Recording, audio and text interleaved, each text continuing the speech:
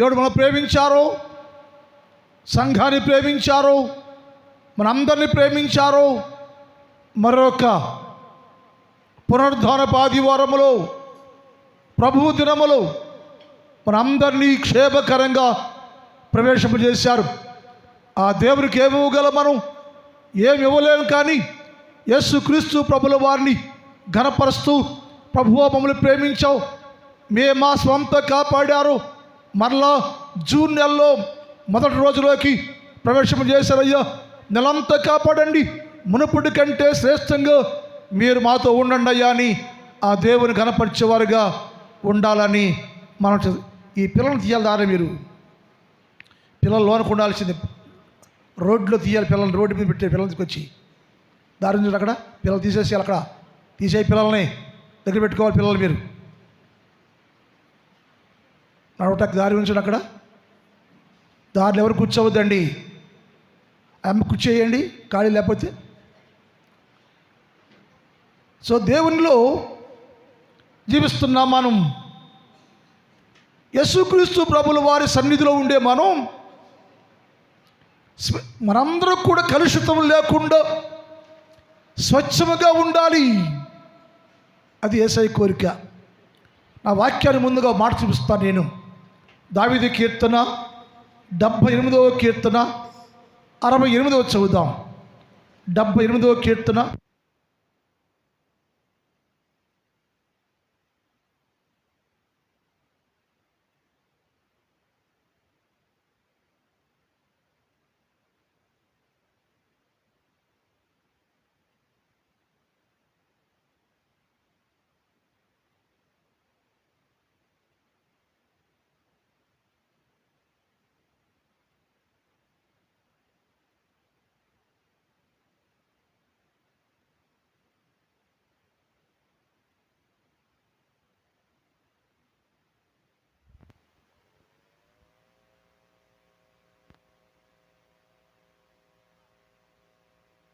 ఇబ్బందివా వెళ్ళి సియోను ఎందుకు కోరుకున్నావయ్యా అంటే యేసయ్య అంటాడు, అది నా ఇష్టం అయ్యా, అది నా ఇష్టం. దానిలో సుగుణం ఉంది, దానిలో భక్తి ఉంది, దాని లోబడే జీవితం ఉంది, అది పరిశుద్ధంగా ఉంది. అందుకని సియోనుని నేను కోరుకున్నా. నీకేంటి బాధ, నీకేంటి ద్వేషం, నీకేంటి అసూయ, నీకేంటి కక్ష, నీకేంటి కరపణు అంటాడేసయ్య. మరియమ్మ మార్తమ్మ ఇంటికి రోజు యేసుప్రభు వెళ్ళేవారు. యేసుప్రభు వెళ్ళి అక్కడ కూర్చుంటే, ఎందుకు వెళ్ళేవయ్యా ఇంటికి అని అడిగింది మార్త. మా ఇంటికి యేసు పిలిచింది. ఇంటికి లేచిన ఉంది.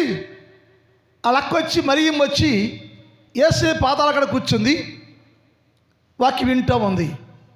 ఆవిడ అడిగింది, ఏమయ్యా యేసుప్రభువా, నీకేం పని ఏమి లేదా, దయ్యేం లేదా, నేనేమో అన్ని పనులు చేయాలా, మీకు వండి పెట్టాలా, అది మాత్రం ముందే కూర్చుని వాక్యం వినాలా, ఏందంటారు స్పెషాలిటీ అంది.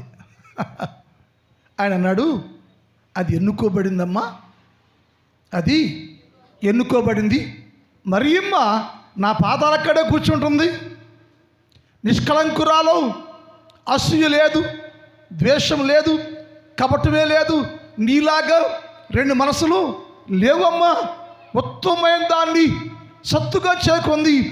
ఎందుకంటే ఆమె నా పాదాల దగ్గర ఉంది. నీకెందుకు అసూయ, నీకెందుకు ద్వేషం, నీకెందుకు కపటం అని యేసు ప్రభుల వారు మాట్లాడారు. మూడోది, పేతురుని అడిగాడు దేవుడు, పేతురు నన్ను ప్రేమిస్తున్నావా అన్నాడు. ఎస్ అయ్యా ప్రేమిస్తున్నానయ్యా, చచ్చిపోతున్నాయ్యా అన్నాడు. ప్రేమిస్తున్నా. మళ్ళీ అడిగాడు, పేతురు నన్ను ప్రేమిస్తున్నావా అంటే పేతురు అడిగాడు. పేతురు ప్రేమించట్లేదు తెలుసు ఆయనకి. పేతురు మాత్రం, యేసయ్య మాత్రం పేతురునే ప్రేమిస్తున్నాడు. యేసయ్య మాత్రం పేతురునే ప్రేమిస్తున్నాడు. పేతురు యేసు ప్రభు ప్రేమను క్యాచ్ చేయలేకపోయాడు. యేసు ప్రభు నన్ను ప్రేమిస్తున్నాడు, యేసు నన్ను ప్రేమిస్తున్నాడు, ఆయనతో ఉండాలి నేను, ఆయన దేవుడు, ఆయన సజీవుడు ఆయన అని పేతురు యేసు ప్రభు ప్రేమను క్యాచ్ చేయలేకపోయాడు. యేసయ్య అన్నాడు, పేతురు మళ్ళీ అడిగాడు, నన్ను ప్రేమిస్తున్నావంటే నీకోసం నా ప్రాణమైనా పెడతానన్నాడు. అక్కడ అన్నాడు యేసయ్య, ఇంక గంటకి నెరగంట. అంటే కొంతమంది ప్రేమించేట్టుగా ఉంటారు, నటిస్తూ ఉంటారు ప్రేమ ఉన్నట్టుగా. కొంతమంది నిజంగా ప్రేమిస్తారు, వారు దీవించబడతారు. నటన జీవితం చాలా ప్రమాదం. అసూయ ప్రమాదం, ద్వేషం ప్రమాదం. వారు ఎప్పుడు వర్ధలో లేరు. అందుకని మనము దేవుని ప్రేమించేవారుగా ఉండాలి, దేవుని పాదాలకు కూర్చున్న వారుగా ఉండాలి, అసూయ ద్వేషం లేని వారుగా ఉండాలి. పరిపూర్ణులుగా ఉంటే నా యేసయ్య కృపాక్షేమాలు ఎల్లవేళలో మనకు ఉండును గాక. చదవబడే వాక్య భాగంలో ఒక మాట ఉంది. ఏమంటే ఒకే వ్యక్తి గురించి మాట్లాడుతున్న మా చదువుద వాక్యాన్ని. సహోదరి నా ప్రాణేశ్వరి, మూయబడిన ఉద్యానవనము, మూత వేయబడిన జలకూపము అని రాయబడి ఉంది. నెలంతా ఈ వాక్యాన్ని ధ్యానం చేద్దాం. ఇక్కడ ఏం మాట్లాడారంటే సహోదరి, ప్రాణేశ్వరి, ఈ రెండు ఒక్కరే మాట్లాడుతున్న మాట ఇది. ఎందుకు యేసయ్య మాట్లాడారు? ఈ మాటలో సారాంశం ఏమిటి? ఈ మాటలో మర్మం ఏంటి? ఎందుకు యేసు ప్రభుల వారు ఇలా మాట్లాడారు అంటే చాలా మర్మం ఉంది అందులో. అది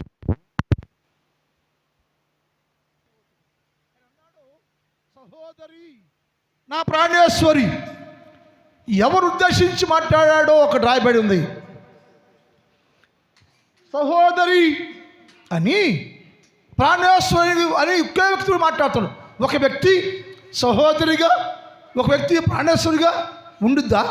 ఉంటే సహోదరిగా ఉండాలా, లేక ప్రాణేశ్వరిగా ఉండాలా? కానీ యేసు అన్నాడు సహోదరి, నా సహోదరి, నా ప్రాణేశ్వరి, నా సహోదరి, నా ప్రాణేశ్వరి, నా సహోదరివే, నా ప్రాణానికి ఇస్తున్నావి, నిన్ను ప్రేమిస్తున్నా, నాకు నాకు నాకు ఇష్టం నువ్వు, అది గ్రహించాలి నువ్వు. అందుకన్నాడు నా సహోదరి ప్రాణేశ్వరి. మరి సహోదరి ప్రాణేశ్వరి ఎలా మారింది? బైబిల్లోకి వెళ్తే ఆదాము దగ్గరికి వెళ్దాం మనం. ఆదాము దేవుని కుమారుడు అని బైబిల్లో ఉంది. ఆదాము దేవుని కుమారుడు అని రాయబడింది. లూకా సువార్త 3:38 చదువుదాం. లూకా సువార్త 3:38 మాట చూద్దాము. అమ్మా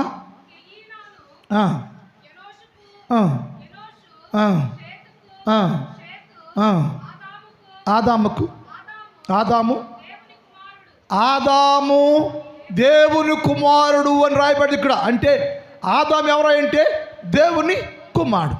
మరి అవ్వమ్మ ఎవరయ్యా? అవ్వమ్మ ఎవరంటే అవ్వమ్మ గురించి కూడా బైబిల్లో ఉంది. అవ్వమ్మను కూడా ఆమె దేవుని కుమార్తె అని రాయబడింది. ఆదాము దేవుని కుమారుడు, అవ్వమ్మ దేవుని కుమార్తె. అంత తండ్రి యేసు ప్రభు యెహోవా దేవుడు. తండ్రి యేసయ్య అయితే ఆదాముకి అవ్వమ్మకి తండ్రి ఎవరు? ఇద్దరు ఒకళ్ళ? ఆదాముకి అవ్వమ్మకి తల్లిదండ్రులు ఇద్దరు ఒకళ్ళ? ఒక్కడే తండ్రి, ఒకే తండ్రి. ఆయన పేరు యెహోవా. ఆయన ఆదాముకి తండ్రి, అవ్వమ్మకు కూడా తండ్రి. ఇప్పుడు అవ్వమ్మ ఆదాముకి ఏమవుద్ది? చెల్లి కదా. Yes, thank you. ఆదాముకి అవ్వ ఏమిటంటే సహోదరి. అరే పిల్లలు తీయండి దారిలో. ఆదాముకి అవ్వమ్మ సహోదరి.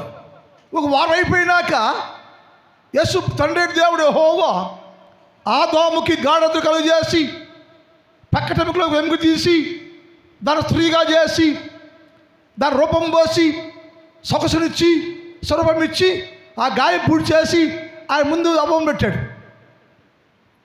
అవ్వమ్మను చూడగానే ఆదాము అంటున్నాడు నా ఎముకలో ఎముక, నా భాగంలో భాగం, నారీ, నా ప్రాణేశ్వరి అన్నాడు. ఆమెమో ఆయనకి ఏమవుతుందంటే వరుసకి చెల్లెలైంది, సహోదరి అయింది. ఇదే సహోదరి ఏమిదంటే ప్రాణేశ్వరి అయిపోయింది. సహోదరి నా ప్రాణేశ్వరి. ఒకే వ్యక్తి, ఒకే వ్యక్తి, ఒకే వ్యక్తి. సహోదరి తండ్రి ఒక్కడే. అవ్వకి ఆదాముకు తండ్రి యెహోవా దేవుడు. ఇద్దరు దేవుని పిల్లలే. కానీ ఆదాముకి గాఢ నిద్ర కలుగ చేసి పక్కలో ఎముక తీసి రూపాన్ని పోసి మనిషిని చేసి రూపమిచ్చి దానికి అవ్వాని పేరు పెట్టి నారీమణి అని పేరు పెడితే ఆ నారీమణి చూడగానే ఆదాము అన్నాడు, నా ప్రాణేశ్వరి, నారీమణి నాలో నుండి తీయబడిందాను, నాలో వచ్చిన భాగముగా, నాలో భాగము కాబట్టి నా భార్య నువ్వు అన్నాడు. అంతకుముందు ఎవరు వరుసగా ఏంటంటే చెల్లెలు, సహోదరి. ఈ సహోదరి ఏమైందో అంటే ఒకే వ్యక్తి సహోదరి ప్రాణేశ్వరిగా మార్చబడెను. సహోదరి ప్రాణేశ్వరి. ఇప్పుడు దేని బట్టి వాక్యం అంటే వ్యక్తిగతంగానేమో సహోదరి ఆమె పక్కన నుంచి వచ్చింది కాబట్టి నా ప్రియురాలు లేక నా భార్య అని చెప్తే సహోదరి ప్రాణేశ్వరిగా మారినట్లుగా లేఖనాల్లో ఉంది. సహోదరి ప్రాణేశ్వరి అంటే ఒకే వ్యక్తి రెండుగా మారిపోయింది. రెండోది, అబ్రహాము శారా ఏమవుతారు? భార్య భర్తలు. వాస్తవికంగా శారా అబ్రహాము చెల్లెలు, చిన్నాన్న కూతురు. వాస్తవికంగా శారా అబ్రహాము చెల్లెలు, భార్య అయింది, పెళ్లి చేసుకో. అంటే యూదులు అమ్మ వరుస అట్లా చేసుకుంటారు పిల్లల్ని. తండ్రికి వంశంలో వచ్చిన వాళ్ళని పెళ్లి చేసుకుంటారు. అది వాళ్ళ ఆచారం. ఇప్పుడు వాస్తవంగా సహోదరి ఏమవుతుందంటే ఆమెకి ఏమవుతుందంటే సహోదరి. కానీ పెళ్లి చేసుకున్నాక ప్రాణేశ్వరి అయిపోయింది. ఈ ప్రాణేశ్వరి ఇలాంటి ఆలోచిద్దాం మనం. అబ్రహాముకి శారా ఎవరంటే ప్రాణేశ్వరి. అబ్రహాముకి శారా ఎవరంటే భార్య ప్రాణేశ్వరి. ఈ ప్రాణేశ్వరి ఒకరోజు అబ్రహాము శారా కలిసి చాలా కాలం ప్రయాణం చేశారు, జీవించారు, కలిసే ఉన్నారు. భర్తగా భార్యగా జీవితాన్ని జీవిస్తూనే ఉన్నారు. ఒక రోజున మరొక దేశంలోకి కరువు వచ్చింది, ఇబ్బంది వచ్చింది, కష్టం వచ్చింది, నష్టం వచ్చింది, బాధ వచ్చింది.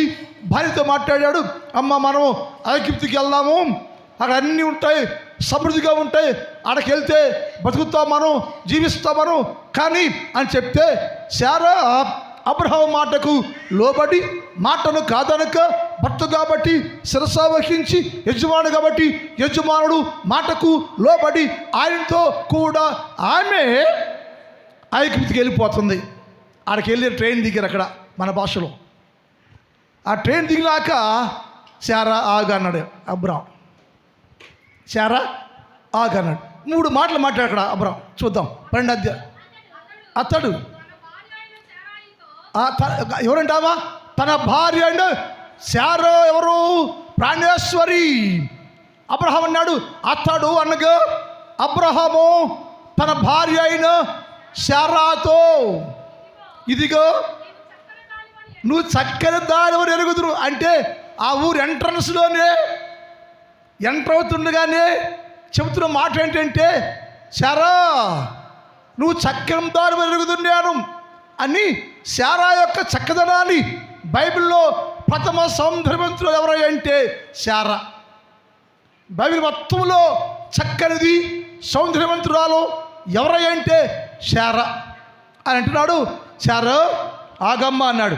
ఏంటమ్మా అన్నాడు. ఏంటయ్యా యజమానుడా అంది. ఆమె అంటుంది అని అన్నాడు, శారా నువ్వు చక్కని దాని ఎదుగుతున్నాను. ఎందుకు ఆ మాట చెబుతున్నావు? అక్కడ ఆగు. ఎందుకు ఆ మాట చెబుతున్నావా నువ్వు అంటే, శారా ఆ ఐగుప్తు దేశంలో వాళ్ళు మంచోళ్ళు కాదు. ఐగుప్తులో అడుగు పెడితే నువ్వు చాలా చక్కగా ఉన్నావు కాబట్టి ఒకవేళ నిన్ను నాకు కాకుండా చేస్తారేమో, నన్ను చంపేసి నిన్ను ఎత్తుకుపోతారేమో. ఎందుకని? చక్కదాని కాబట్టి నువ్వు చాలా చక్కగా ఉండవు అని చాలా చక్కదనాన్ని చెప్తున్నాడే అబ్రహాం. నువ్వు చక్కగా ఉండవమ్మా, నువ్వు చాలా బ్యూటిఫుల్ గాల్, నువ్వు చాలా అందంగా ఉండవు, చక్కని దాని నువ్వు. అలా మనం ఉంటే ఇంకొక ఊరు వెళ్తే నువ్వు చక్కగా ఉంటే నువ్వేం చేస్తా?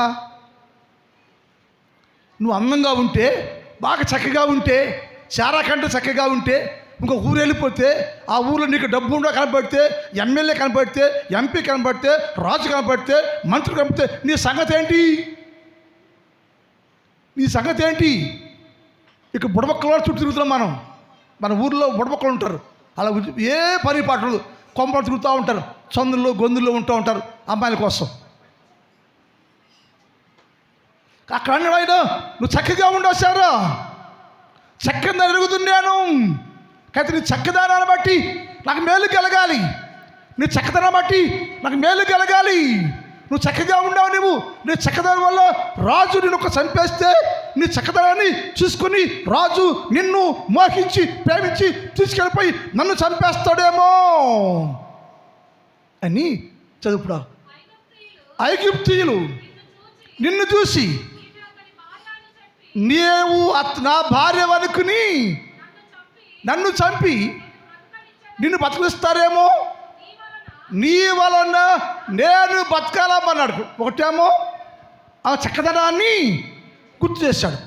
రెండు అన్నాడు, సారో ఐగుప్తులో నీ వలన నేను బతకాలి అంటే ఇప్పుడు ఏమైపోయింది పరిస్థితి? ఆడోళ్ళ వలన మగోళ్ళు బతికే పరిస్థితి వచ్చేసింది. ఎప్పుడు వచ్చింది అది? అప్పుడే వచ్చింది. చారా ఆ ఊరిలో నేను బతుకుండాలంటే నువ్వే కారణం, నీ వల్ల బతకాలి. నువ్వేమైనా మాట తప్పావా, మాట జారావంటే వాళ్ళు నన్ను చంపేస్తారు, నీ వల్లనే బతకాలమ్మా అని కంప్లీట్గా అబ్రహాము శారా మీద డిపెండ్ అయిపోయాడు.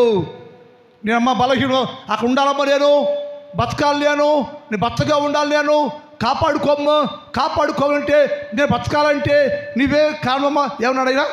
నేను నీ వల్ల బతకాలమ్మా. అదేగా మాటగా, నీ వలన నాకు మేలు కలగాలి, నీ వల్ల బతకాలి, నేను నీ వల్ల మేలు కలంటే నీ భర్త నీ వల్ల బతకాలి, నీ వల్ల భర్త మేలు కలగాలి, నీ కుటుంబ యజమానిగా ఉండాలి. భర్త ఉన్నాడే, నీ వలన నీ భర్తకు మేలు కలగాలి, నీ వల్ల నీ భర్తకు లాభం కలగాలి, నీ వల్ల నీ భర్త బతకాలి.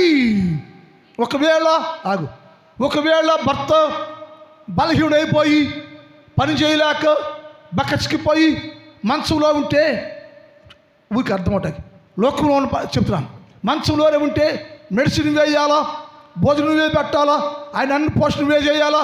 ఆ పరిస్థితికి వస్తే నీ భర్తలు ఎప్పుడైనా నీ మీద ఆధారపడితే భర్తలు చిన్నచూపు చూడకూడదు,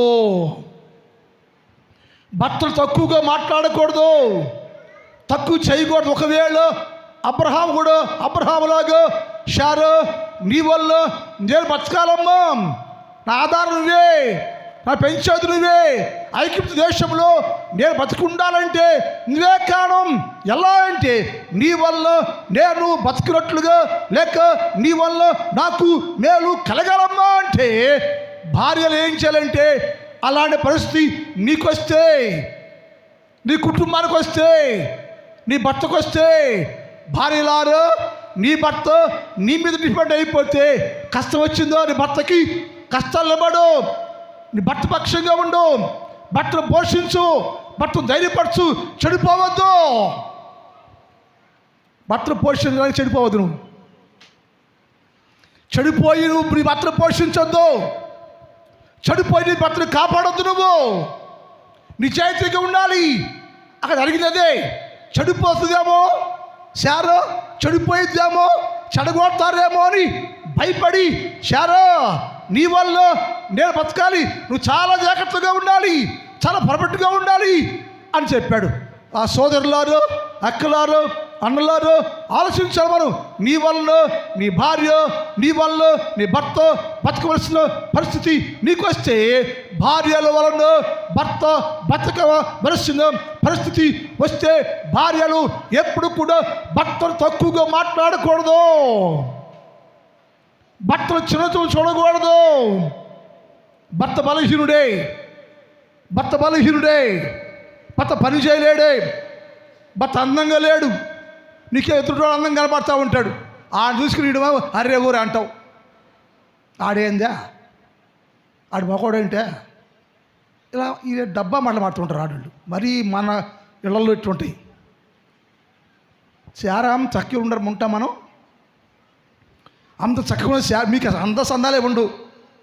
అయినా ఆడు శారా అంటుంది, అబ్రాహం, శారో నువ్వు చాలా చక్కగా ఉండవమ్మా, నీ చక్కదనం వల్ల నీ బతకాలమ్మా అంటే శారా తన భర్తను కాపాడుకుంది.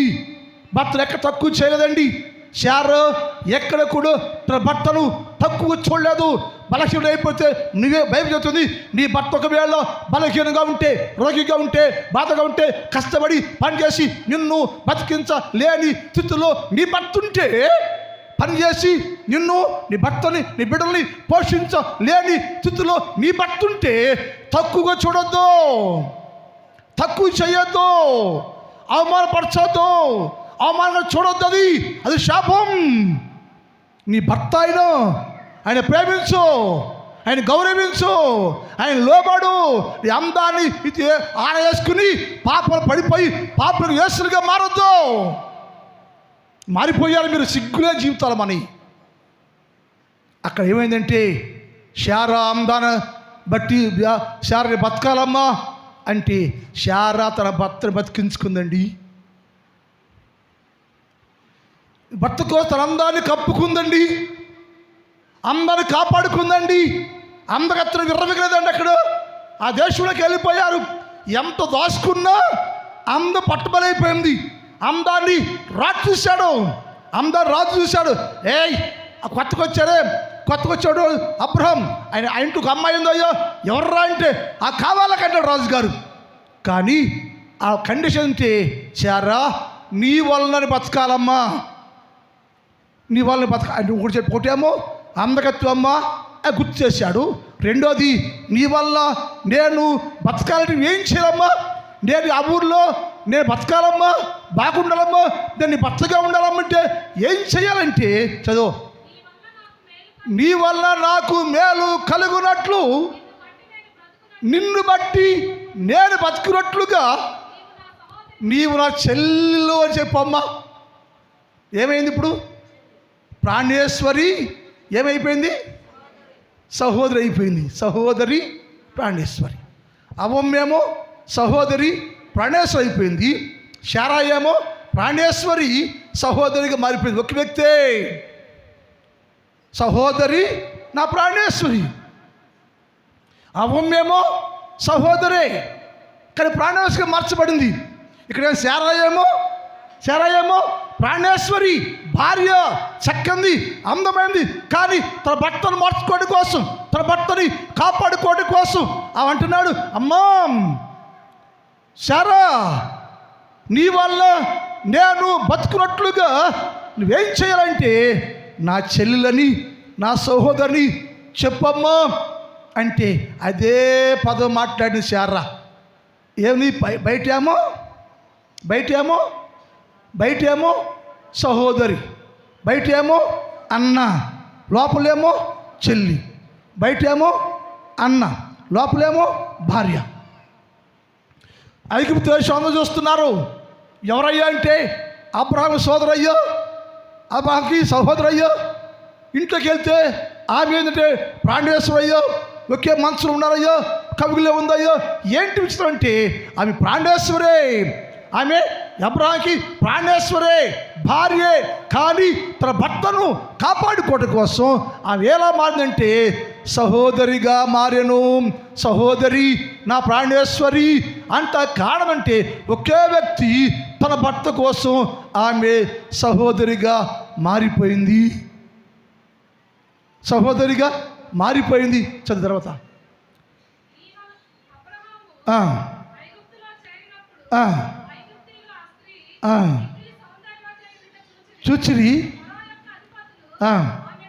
చూచి మాట్లాడుతుంటే అయ్యో అక్కడ ఉంది అయ్యో అంటే చెప్పింది అని ఎవరయ్యా అంటే నా సహోదరయ్యా అన్నాడు. అంటే సహోదరి ప్రాణేశ్వరి సహోదరిగా పడి, ఒకటేమో అవమ్మ ఆదం, రెండేమో అబ్రహాము శారా. ఆమెమో సహోదరి ప్రాణేశ్వరి అయింది, ఈమెమో ప్రాణేశ్వరి సహోదరిగా మారింది. మరొక చెప్తాను నేను. మన లేఖనాల్లో చాలా భక్తుడు ఉన్నాడు. ఆయన పేరు దావీదు. దావీదుకి చాలామంది పిల్లలు ఉన్నారు. దావీదు గొప్పోడే, ప్రార్థనాపరుడే, విశ్వాసే, దేవునికి ఇష్టడే. కానీ అంతమంది పిల్లలు పుడితే ఒక్కడు కూడా సరైన లేడు. దావీదు పిల్లలందరూ గాలోళ్ళి. ఆయన ఎవరు? దేవునికి ఇష్టడు. మన ఇష్టలుగా ఉంటాం, ప్రార్థన చేస్తూ ఉంటాం. మన పిల్లలకు గాలోళ్ళుగా ఉంటారు, మన పిల్లలు వ్యభిచారులుగా ఉంటారు. ఎందుకని? తల్లిదండ్రులు బిడ్డల విషయంలో శ్రద్ధ లేకుండా వెళ్ళిందా, వచ్చిందిలే, వెళ్ళాడా, వస్తాడులే, ఎక్కడికి వెళ్ళాడరా, బళ్ళో కూర్చోడరా అంటావు. ఇక్కడ ఆడు ఎక్కడికి వెళ్ళాడు కదా, అజాపజ ఉండదు నీకు.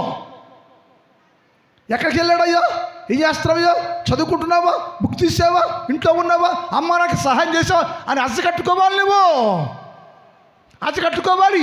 నీ బిడ్డల విషయంలో నీకు శ్రద్ధ లేకపోతే, నీ బిడ్డల విషయంలో పజ లేకపోతే వారు గాలులు అయిపోతారు. ఆడపిల్ల ఎక్కడికి వెళ్తుంది? బజార్కి వెళ్ళిందా, సెంటర్కి వెళ్ళిందా, బాపట్ల వెళ్ళిందా, కన్నపాలు వెళ్ళిందా, కలకత్తా వెళ్ళిందా, బొంబాయి వెళ్ళిందా, ఎడకెళ్తున్నావు నువ్వు? తల్లి తండ్రి బిడ్డల్ని అజ్జకట్టుకోవాలి. వదిలేస్తున్నారు మీరు, పాడు చేస్తున్నారు మీరు. మీ పిల్లలు మీరే పాడు చేస్తున్నారు. చెడిపోతుంది మీరు బట్టి. ఎందుకు ఆ బిడ్డల్ని గట్టిగా మాట్లాడలేకపోతున్నావు నువ్వు? నీ బిడ్డల విషయంలో శ్రద్ధ లేకపోతే కాడవంటే నీ సరిలేదు కాబట్టి, నీ బతుకు సరిలేదు కాబట్టి, నీ క్యారెక్టర్ సరిగ్గా లేదు కాబట్టి నీ బిడ్డలు సరి చేయలేకపోతున్నావు. నువ్వు ఖండించి గద్దించి మంచి మార్గాల్లో బిడ్డల్ని పెట్టలేకపోవటానికి నీ క్యారెక్టర్ లేదు నీకు, నీ ప్రవర్తన లేదు నీకు, భక్తి లేదు నీకు, భయం లేదు నీకు, వాక్యం లేదు నీకు, నీ కుటుంబంలో ఏసైకి చోటే లేదు. అందుకని నువ్వు సరిగా లేవు కాబట్టి నీ బిడ్డల్ని సరి చేయలేకపోతున్నావు నువ్వు. అక్కడ ఏమైందంటే వాడు మంచోడే, దావీదు ఇష్టుడే. ఒక్క పిల్లాడు కూడా ఎన్ని పాపాలు చేస్తున్నా ఎందుకయ్యే చేసావో గర్జించలేకపోయాడు. గర్జించలేకపోతే జరిగింది తెలుసా? వాడికి ఒక అమ్ములోని కొడుకున్నాడు. ఎవరికి? దావీదుకి అమ్ములోను అనే కొడుకున్నాడు. వాడు ఒకే ఇంట్లో ఉంటారు. తామారు చెల్లెలు ఉంది. తామారు అబషలోముకు తెలివి పుట్టారు. అమ్ములోకు ఇంకో భార్య పుట్టాడు. ఈ అమ్మునోరింట్లో ఉంటుంటే రోజు తామారం చక్కని ఎవరు లేరు. ఇక యవనస్తుల్లో తామారం చక్కగా ఉండేవారు ఎవరు లేరు. లేకపోతే ఆడు అడిగాడు, రోజు చూస్తున్నాడు. ఎవరు చూస్తున్నాడు? ఆయన సొంత చెల్లెలు, సొంత సహోదరి, సొంత చెల్లెలు అనేబడి తామార్ని రోజు చూస్తూ ఉన్నాడు. సొంత చెల్లెలు అనేబడి తామారు చూస్తుంటే వాడికి ఏమి కలిగిందంటే తామారు మీద మనస్సు కలిగెను, తామారుని మోహించను. తామారు ఎవరంటే సొంత చెల్లు, ఒకే రక్తం. సొంత చెల్లిని ప్రేమిస్తున్నాడు వాడు, సొంత చెల్లిని ప్రేమిస్తున్నాడు. అక్కడ అటు ఇటు తిరుగుతుంది ఆమె. రోజు తిరుగుతూ ఉంటే ఆడికి ఒక ఫ్రెండ్ ఉన్నాడు. వాడు గాలుడు. దుష్ట సాంగత్యం మంచి నడవడిని చెరుపును. నీ స్నేహితుడు మంచోడు కాకపోతే నీ బతుకు ఎప్పుడు మారదండి. మనకుండే స్నేహితులు మంచోళ్ళుగా ఉండాలి. నీ స్నేహం మంచోళ్ళతో స్నేహం చేయాలి. నీ స్నేహితులు చెడ్డోడైతే ఎప్పటికీ నీ బతుకులు మారో.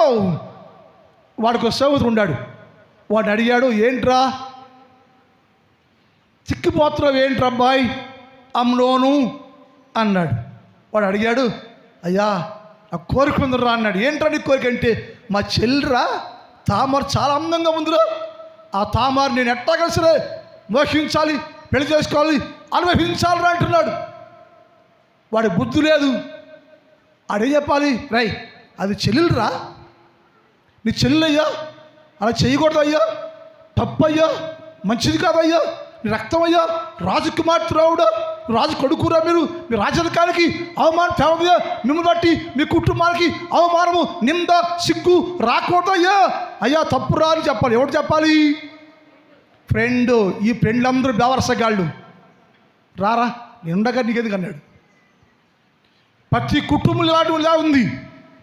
ప్రతి కుటుంబ స్నేహితులే నీ బిడ్డలు పాటు చేస్తున్నారు. నీ బిడ్డలకు ఉన్న స్నేహితులు ఎలాంటి వారు? గాలోళ్ళ నీ స్నేహితులు, నీ గాలి స్నేహం వల్ల కుటుంబాలు పాడైపోతున్నాయి. వాడు ఇంకోటి చెప్తున్నాడు, అది నాకు కావాలరా, దాన్ని పిలుచుకున్నారంటే వాడంట మురకొట్టుకుంటూ తిరుగుతాడు. ఆడు బాగా ఉంటాడు, ఆడికి మీటి ఆడుకుంటాడు పక్కన తానికి, వాడికి మీటి ఆడుకుంటా ఉంటాడు, కొమ్మ చుట్టూ తిరుగుతూ ఉంటాడు. ఆడిని రమ్మన్నాడే అని చెప్తానికి. గాలి ఎదవలు, గాలి మాటలు, గాలి పనులు చేస్తారు. అదే దగ్గర అక్కడ ఆడు అన్నాడు, అది ఆడేంటి అబ్బాయి అంటే నా చెల్లిని ఆరోగించాలి నేను అంటే ఆడు చెప్పాడు, అది అంత పనిరా అన్నాడు.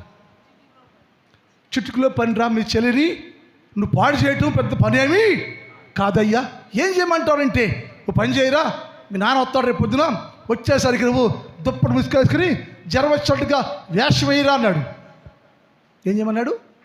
మీ నాన్నగారు లేడు, ఊళ్ళో లేడు, బయటికి వెళ్ళాడు, వస్తాడు, వచ్చేసరికి ఏం చేయాలంటే దుప్పటి ముసుకేసుకుని జ్వరం వచ్చినట్టుగా వేషం వేయరా అన్నాడు. వేషాలు ఏంటి ఎవరికి ఎక్కువ తెలుసు చెప్పు కమలమ్మ? మీ తెలియలే, ఎవరు తెలుసు? ఇది అందరూ అమాయకుల్లో ఉన్నారు వీళ్ళంతా. వేషాలు వేస్తారు, భార్యలు వేషాలు వేస్తారు. భర్తడు అన్నాడా దుప్పటి ముసుకేసి తను ఏంట్రా అడుగుతాడు. భర్త అడుగుతాడు, ఏంటమ్మాయి మీ అమ్మ పడుకుంది ఏందే అంటాడు. పిల్లలు వచ్చి, జ్వరమయ్యా నాన్న అమ్మకు జ్వరమయ్యా. ఏ జిట్టాక నువ్వు జ్వరం వచ్చేసింది అంటే ఆడు వచ్చినప్పుడేమో జ్వరం వేసినట్టుగా ముసుకేసి ఆడు వెళ్ళిపోలేక 2 పిల్లలు తినేసి మళ్ళీ పడుకుంటుంది. వేషం, వేషాస్త్ర కుటుంబాల వేషం, భర్త ముందు వేషం, భార్య ముందు వేషం, బతుకంత వేషమే, బతుకంత మోసమే. భర్త ముందు వేషం, భార్య ముందు వేషం, భర్త భార్య ఒకరి ముందు ఒకరు వేషాలు వేసుకుంటూ ఉంటే, నటిస్తూ ఉంటే నీ బిడ్డలకి రక్షణ ఏది? నీ బిడ్డలకి క్షేమం ఏది? ఎందుకు నటిస్తున్నావు నువ్వు? ఎందుకు వేషాలు వేయకూడదు. క్రైస్తవులు వేషధారులుగా ఉండకూడదు, వేషాలు వేయకూడదు.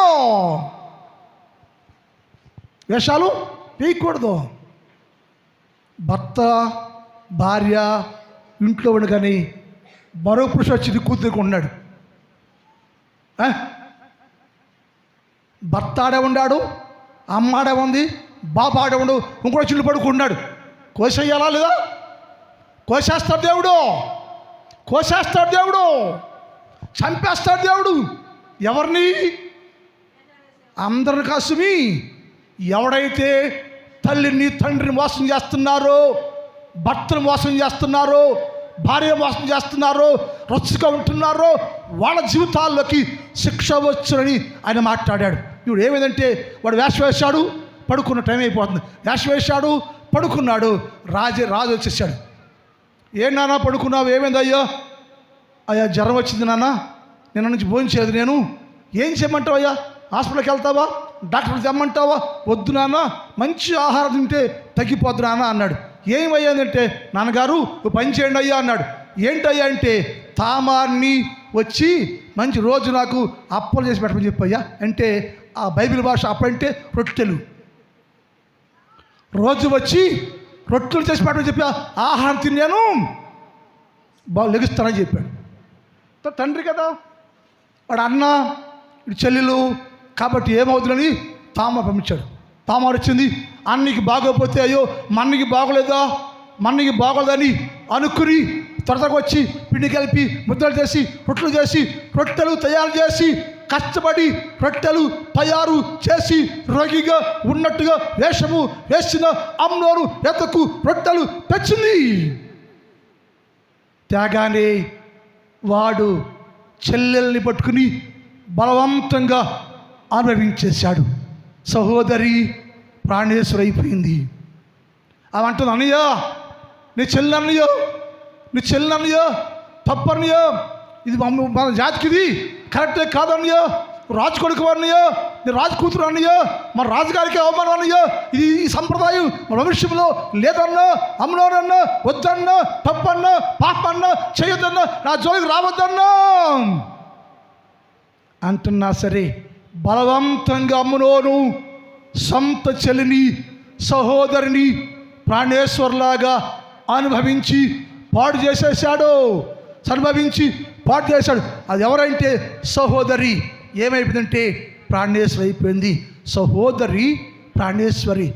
ఎవరు? ఒకటేమో ఆదాము అవ్వకి సహోదరి, కానీ తనలో నుంచి తీయబడింది కాబట్టి ప్రాణేశ్వరి అయిపోయింది. శారా అబ్రహాముకి ప్రాణేశ్వరి, కానీ తను కాపాడుకోవడం కోసం, తను బతికించుకోవడం కోసం ఏమైందో అంటే ఆవిడ ఏమైందంట? సహోదరిగా మారిపోయింది. ఇక్కడ సొంత సహోదరి, కానీ వాడి కామానికి సహోదరి ఎలా మారిపోయిందంటే ప్రాణేశ్వరిగా మారిపోయింది. సహోదరి, నా ప్రాణేశ్వరి. ఈనాడు ప్రపంచంలో అన్న అంటారు, పాపం చేస్తారు. తమ్ముడు అంటారు, పాపం చేస్తారు. ఆంటీ అంటాడు, పాపం చేస్తారు. పిన్ని అంటారు, పిన్నితోనే పాపం చేసే సమాజం ఉంటున్నాం మనం. చిన్నమ్మతో పాపం చేస్తున్నారు, వదినతో పాపం చేస్తున్నారు, మద్దలతో పాపం చేస్తున్నారు, అక్క అంటే పాపం చేస్తున్నారు, తమ్ముడు అంటే పాపం చేస్తారు. సొసైటీ పాడైపోయింది. సొసైటీ సంఘము కలమష అయిపోయింది, పాడై బస్తమైపోయింది. మీ కామాన్ని బట్టి, మీ మతాన్ని బట్టి స్వేచ్ఛ పోయింది. స్వేచ్ఛ కోల్పోయింది లోకం.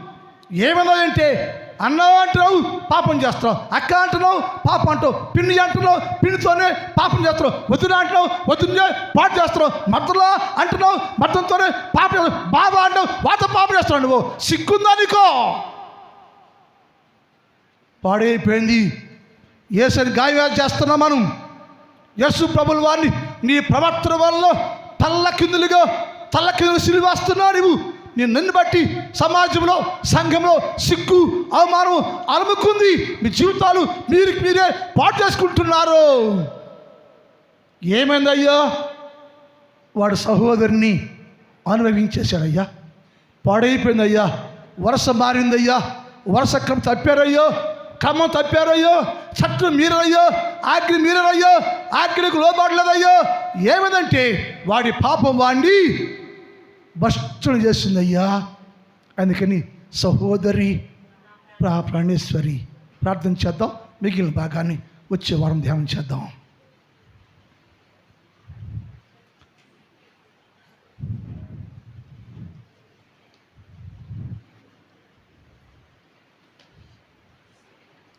చిన్న ప్రార్థన చేసుకోండి. మళ్ళీ మనకి బలాడుతుంది కాబట్టి ముగిస్తాను. నేను బలలో పాల్గొనవాలి కాబట్టి చిన్న ప్రార్థన చేసుకుందాం. ప్రార్థన చేసుకోండి.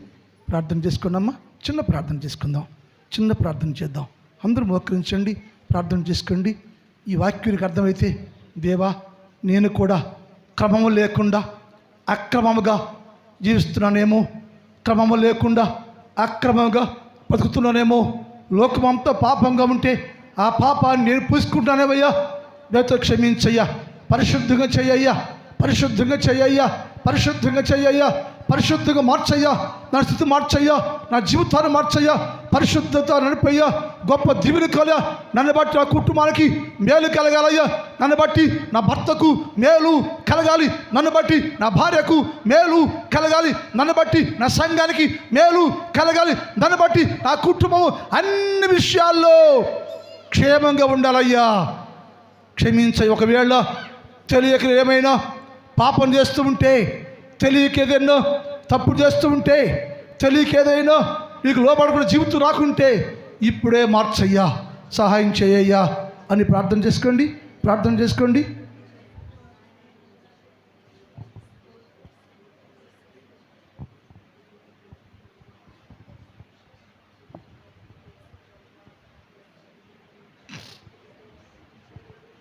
మా తండ్రి, నీ పాదములకు స్తోత్రాలు. పరిశుద్ధుడైన దేవ, నీకే స్తుతి స్తోత్రాలు తెలియజేస్తున్నాను. సహోదరి, నా ప్రాణేశ్వరి అనే అంశాన్ని ధ్యానం చేస్తున్నావయ్యా. సహోదరి ప్రాణేశ్వరిగా ఎలా మారిందో, ఎలా మారుతుందో నేర్చుకుంటున్నా ప్రభువా. మా జీవితాల్లో ఈ వాక్యం ద్వారా సరి చేసుకునే వారికి సహాయం చేయి. ఈ మధ్యన కాలంలో ఈ స్థలంలో ఉన్న ప్రతి బిడ్డను మీరు దర్శించండి, దీవించండి, ఆశీర్వదించండి, బలపరచండి, సహాయం చేయండి. పరిశుద్ధ సంఘంగా చెయ్యయ్యా. నా సంఘాన్ని దీవించయ్యా.